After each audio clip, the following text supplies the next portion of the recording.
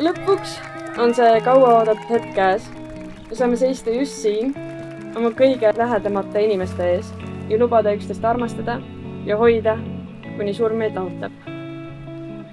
Ma olen alati kusagil tagakuklas teadnud, et üks päev seisan just sinuga sellises situatsioonis ja vannun oma truudust, sõprust ja armastust just sulle, mu kallis Egert.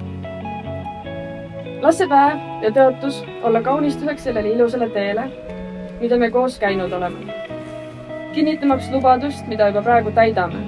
Lubadust hoolida kõigest, üksteise headest, halbadest ja igavatest päevadest. Lubadust, et jätkuvalt märkame ja mõistame üksteist nii lähedalt ning toome välja üksteise kõige ägedamad ja erilisemad küljed.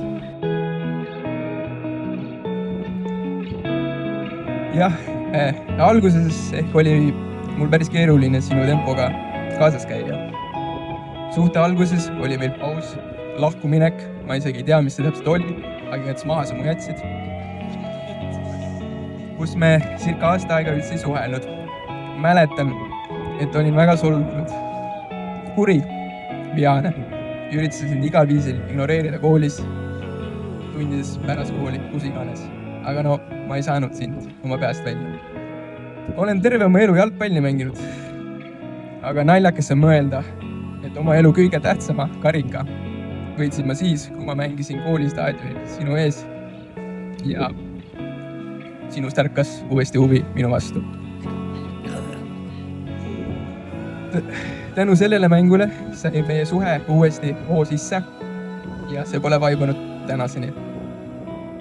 Anna, ma armastan sind ja seda ei muuda miski. Lähme paneme nüüd pidu. Peigmees võib pruuti suudelda!